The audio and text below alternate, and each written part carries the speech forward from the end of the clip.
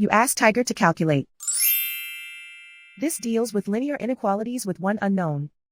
The final result is x greater than 16. Let's solve it step by step.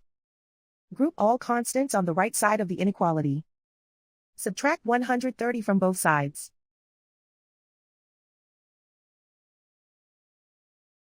Group like terms.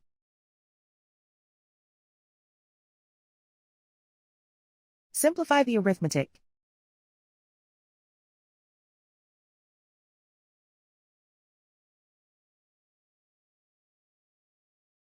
Isolate the x.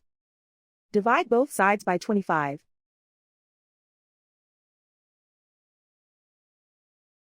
Simplify the fraction.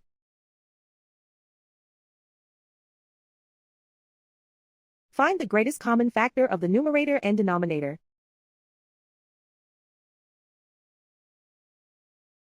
Factor out and cancel the greatest common factor.